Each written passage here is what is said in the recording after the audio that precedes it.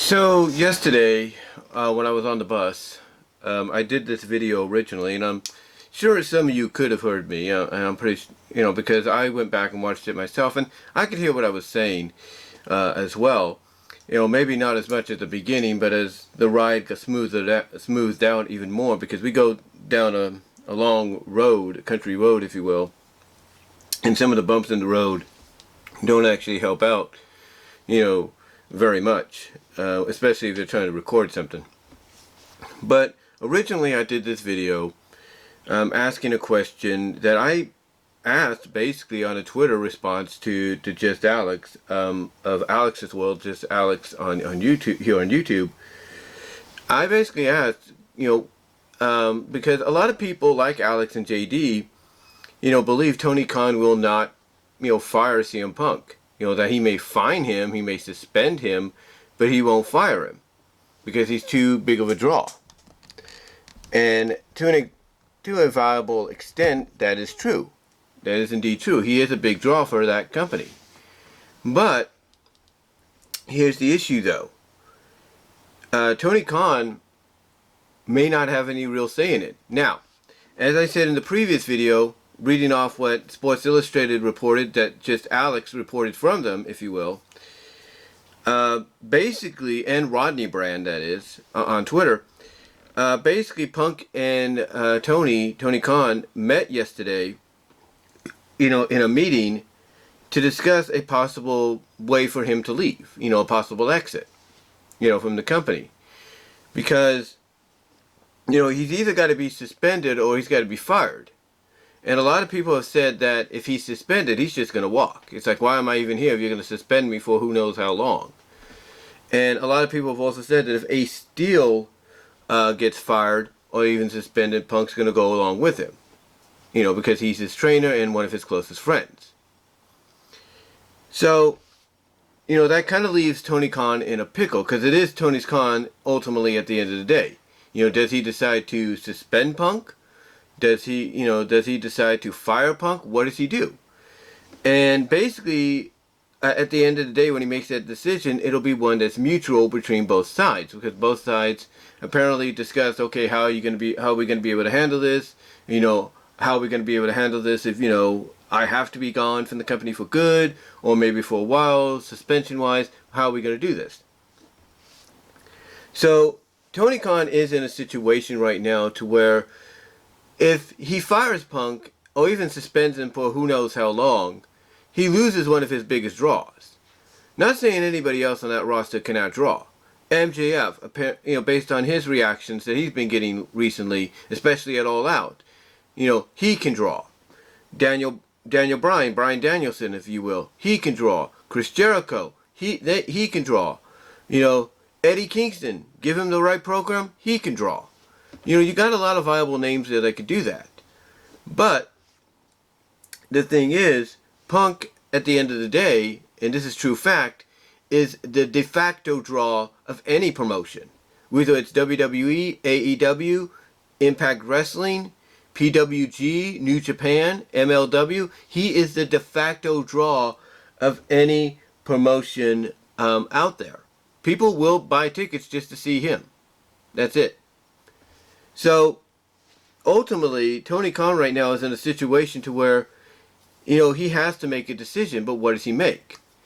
And I said, basically, at the end of that video, I mentioned what I did. I mentioned what I said in the video that I did that I'm redoing here, or doing basically a more, non-noised version here. I mentioned at the end of the video, what I said in that video, the bus video, that, could Warner Brothers Discovery and David Zaslav influence or force? I mean, I basically said force in the title yesterday and in the video, but could ultimately they influence, if not force, Tony Khan to fire CM Punk instead of suspend him? Could they have any say in what happens? Now, I know some people might say, oh, they're not going to have any say, Brian, because, this is Tony Khan's company. And that is true. This is Tony Khan's company. But, at the end of the day, who broadcast on a national, if not worldwide basis, who broadcast AEW Dynamite, who broadcast AEW Rampage, who on a quarterly basis broadcast the Battle of the Belts. That's right, the Discovery Turner networks. That being TBS and TNT. Those are the ones that do it. Those are the ones that do it. At the end of the day.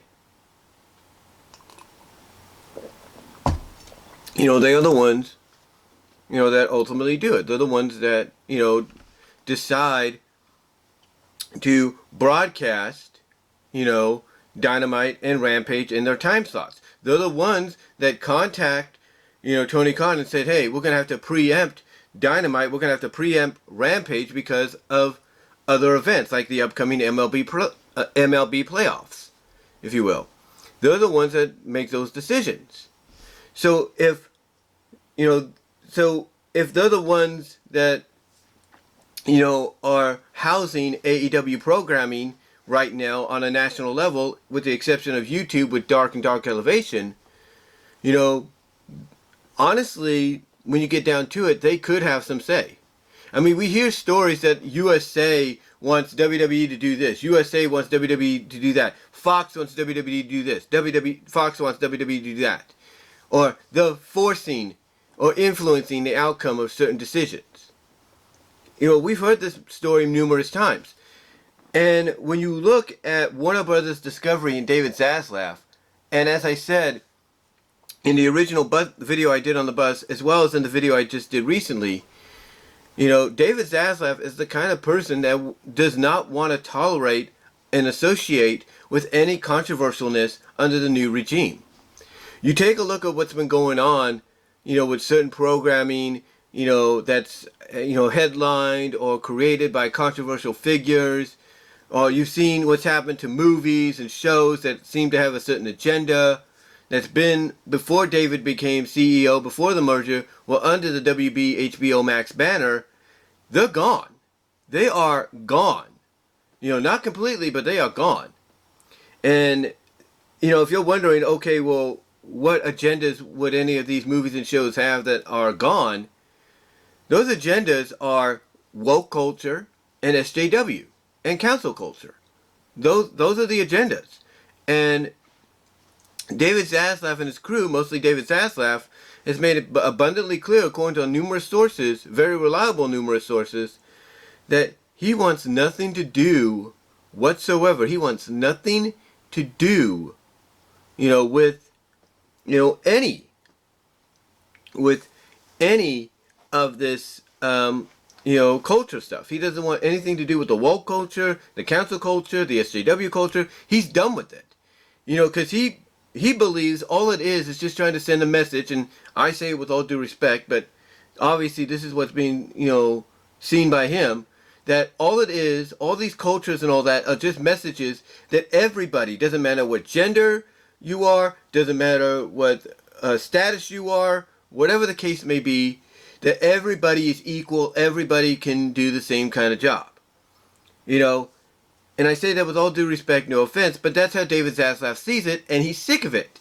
He's sick of that kind of stuff being, part of programming when it shouldn't be. The programming, he feels, should be entertaining. It should be something people talk about and enjoy, and not have to worry about, okay, why are they sending this message our way when they should be entertaining us, kind of stuff. That's how he views it. He also basically doesn't want to deal with any controversy that's going to make the company look bad by extension. Thus, something with Punk and, basically thus something that let me get some coffee here. Getting tongue-tied. But thus something basically like what happened, after the media scrum with CM Punk, Ace Steel, the Bucks, and anybody else that was involved. He doesn't want to have to deal with controversy like that by extension makes the WBD look bad, by association. So, when you think about it, they could, WBD and David Zaslav and Kathleen Finch, who's been put in charge of the networks, could influence, if not force, Tony Khan to make the decision of, hey, if this CM Punk guy is too toxic, to have around, get rid of him. Get rid of him. If he's going to basically make your company look bad and by extension make us look bad, if you will, get rid of him. We don't want him. Get him out. They could force him or influence him, to make that happen. And they could do this by dangling, as I said in the video previously and in the bus video, they could say this by dangling that carrot that he is very sought after, that he wants for the company. And that's that big TV deal. That's more, the more money coming their way with that new big TV deal next year. They can dangle that in front of Tony Khan's face and say, hey, you want this? You want this? We want to give it to you. We want to keep you on the networks, but we don't want any crap like this, associated with, with your company that's associated with us. So you want this? Take care of that. That's what they could do. They can dangle that TV offer in front of him. And they could say, you want it? Get rid of CM Punk. Get rid of CM Punk and straighten out your damn locker room. That's all. That's all that could happen. And, and for Tony Khan, that puts him in a tight bind because it's like he doesn't want to get rid of CM Punk because he's his biggest draw he has. And everything. He's the biggest draw he has and everything. But he also doesn't want to lose out on that TV deal. I mean, David Zaslav, we'll put it this way, he shows no sympathy to those he feels can make, by association, the Warner Bros. Discovery and himself and his team look bad. He shows no sympathy. Period.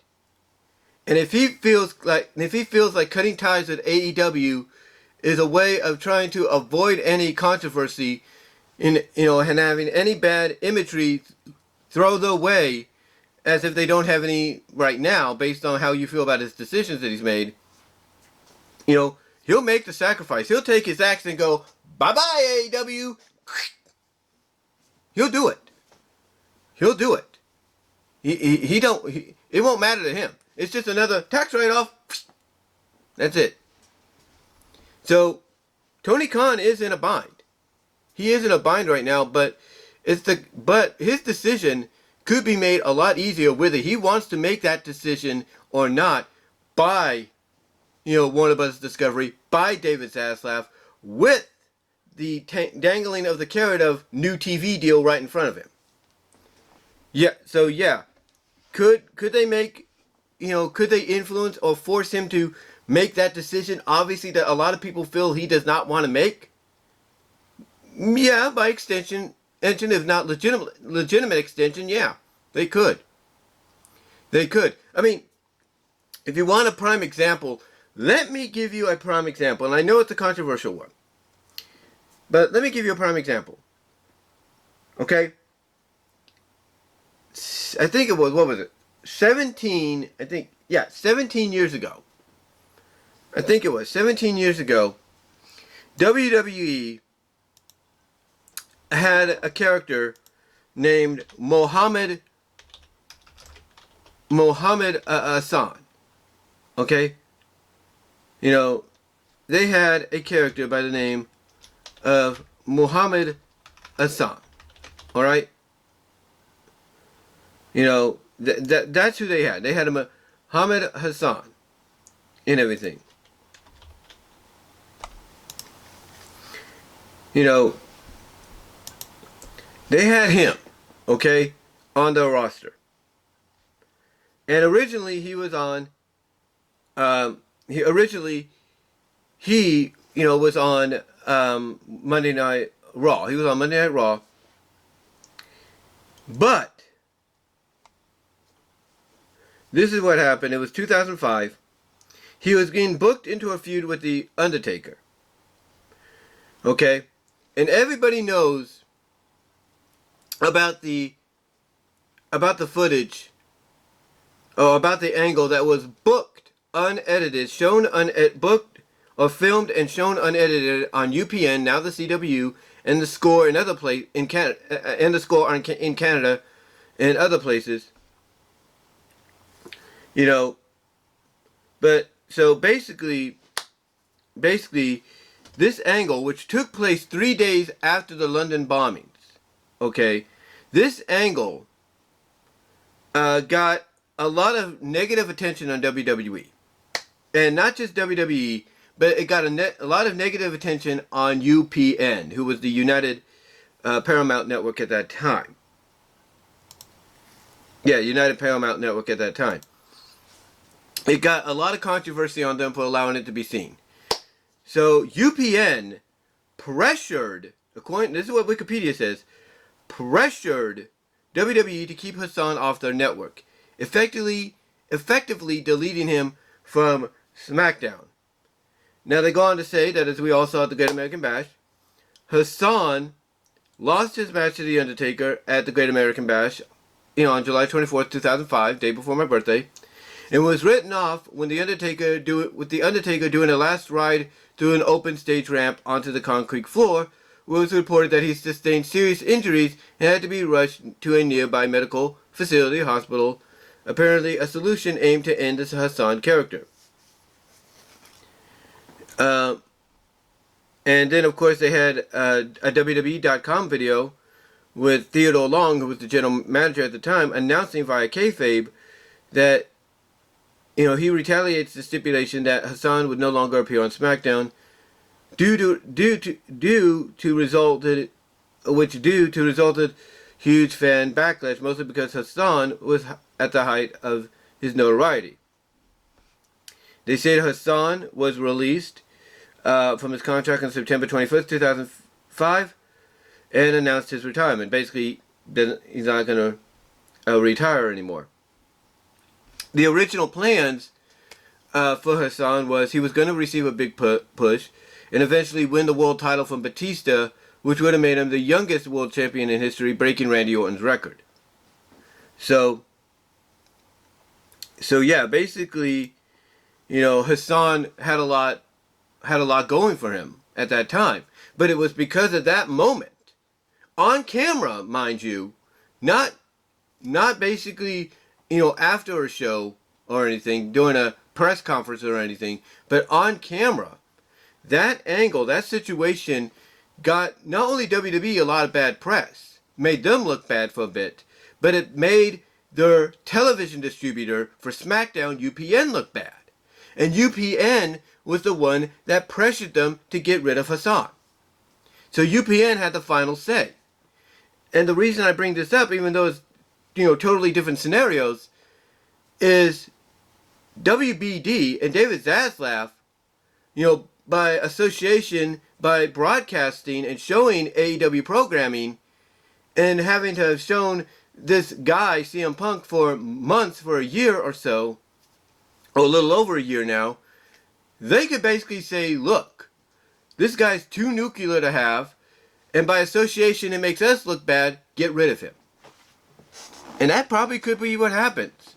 I mean, yeah, it ultimately is Tony Khan's decision, and it is Tony Khan's company. We know that. But, he doesn't own TNT. He doesn't own TBS, who are broadcasting these shows nationally. David Zaslav and Warner Bros. Discovery do. Kathleen Finch is the one in charge. So by association, they're not going to want anything, especially based on what we've seen and heard over the past couple of months, like I said, of what David Zaslav thinks of this kind of stuff. They're not going to want to be associated with a company that has someone that has nuclear heat, that most of the locker room does not want to associate with, and by association makes the company look bad, and by extension association makes, Warner Brothers, Discovery, TNT, and TBS look bad. So, could they influence or force Tony Khan to make the decision he doesn't want to make and fire CM Punk along with Ace Steel? Absolutely. Absolutely could. And if he doesn't, that little carrot of, hey, you want that new nice big fat TV deal coming your way? You want to stay on our network? We want to keep you on, which we want to do, keep you on our network, basically. That whole deal, like I said previously, yesterday in some videos, whole deal could go, poof, bye-bye, out the window. That's it. It could go, poof, bye-bye, out the window. If he doesn't make the decision that he knows he needs to make. Because if he doesn't, you know, he might as well start looking for a new home, a new cable network home or something for AEW in the future. He might have to, because there is no way Warner Brothers discovering David Zaslav and Kathleen Finch are going to want to associate with a company who has somebody that has nuclear heat. There's no way. And hopefully he realizes that. Because if him and Punk are talking about, according to reports, how they could possibly exit him from the company, maybe he's realizing that hey, this is not going to make us, this doesn't make us look good, and by association it doesn't make, the people broadcasting Dynamite and Rampage look good. So, maybe they'll realize that, and hopefully they make a mutual agreement that, hey, it was like, hey, we tried, it was a good run, but, as long as you're in a company with, egos, just as big as yours, is not bigger, that feel they deserve the same treatment, if not better, we can't have you here. So, we'll see what happens, but, yeah, I definitely, like I said in the bus video originally when I did this video, they could definitely have an influence. They can have an influence on his decision. They could. They could have an influence. They could force his hand. They could do it. And they could do it by basically saying, hey, you don't get rid of him, then that nice little TV deal goes away, and we want nothing to do with you after your contract's up. And he's going to have to shop and look for a new home. Or shop AEW around to a new home, basically. That's about it. But what do you guys think? Do you think, based on history, even though it's not that similar, but based on history, this could happen? Let me know down below in the comments, as well as in the live chat during the premiere. Like the video! Super chat, super stickers are open, super thanks afterwards. But give me your thoughts, guys. Let me know what your thoughts are overall on this entire situation. Love to hear from each and every one of you on it. And until then, I'm out.